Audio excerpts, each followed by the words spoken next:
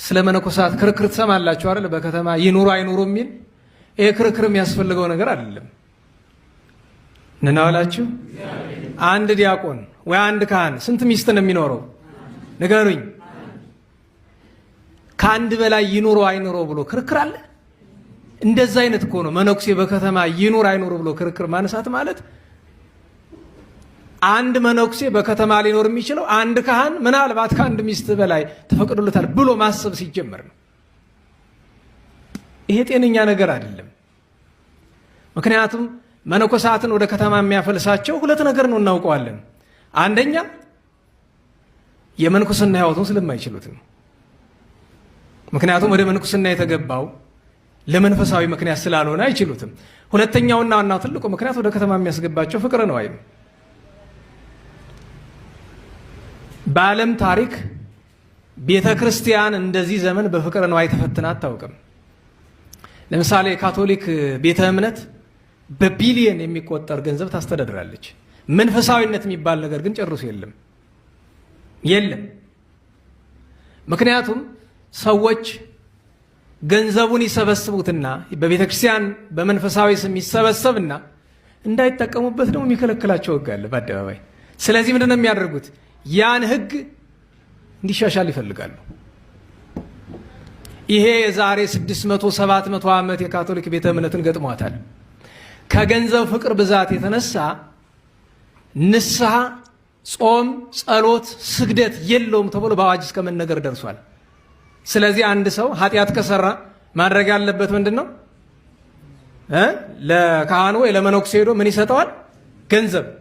ከዚያ ኃጢአት ተሰርዮልሃል ይባላል። እስከዚህ ደረጃ የደረሰበት ጊዜ ነበረ። እንደዛ ብላ ዛሬ ያለችበት ውድቀት ላይ ደርሳለች። ግን ይሄ ፍቅረ ነዋይ ግድ በመነኮሳት ወይ በቤተ ክርስቲያን አገልጋዮች ብቻ አይደለም ያለ፣ በሁላችንም ዘንድ ነው። ዛሬ በቤተ ክርስቲያናችን የማይሸጥ ነገር ታውቃላችሁ? ቀላል ምሳሌ ልስጣችሁ። ለምሳሌ ጸበል አለ አይደል? ቅድስት ሥላሴ ቤተ ክርስቲያን ጸበል አለ የለም? ንገሩኝ። ቃ ኢየሱስ አለ የለም?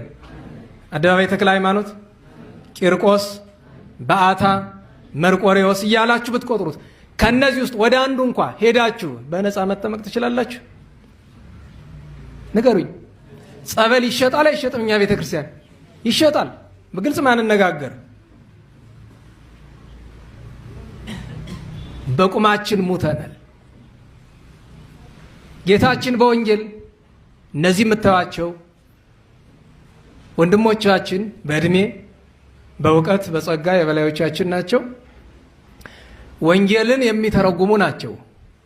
በቃል የተግባሩን ራሳችሁ ይወቁን ያላቅላቸው ተግባሩን እናንተ ራሱ ታውቁ። በቃል ግን የሚተረጉሙት እነሱ ናቸው። ጌታ ምን አለ? ኢትክሉ ተቀንዮ ለክልያ ጋይስት፣ ለሁለት ጌታ መገዛት አትችሉም ማለትና አልፈው ምን አለ? ኢትክሉ ተቀንዮ ለእግዚአብሔር ወለንዋይ፣ ለእግዚአብሔርና ለገንዘብ መገዛት አትችሉም፣ አንዱን መተው ግድ ነው። እሱ ብቻ አይደለም። ዘነሳይክሙ በከንቱ ሀቡ በከንቱ። ልብ በሉ። ያለ ዋጋ የተቀበላችሁትን እንዴት ስጡ? ያለ ዋጋ ስጡ። እንዴት ነው ቅባ ቅዱስ የሚሸጥ? አይገባኝም። ማለት አንዳንዴ ዘለን ሄደን ከመነኮሳቱ ከምኑ ብቻ አይደለም፣ ችግሩ ከምታስቡት በላይ ስር የሰደደ ነው። ከምናስበው በላይ ስር የሰደደ ነው ያለንበት ችግር።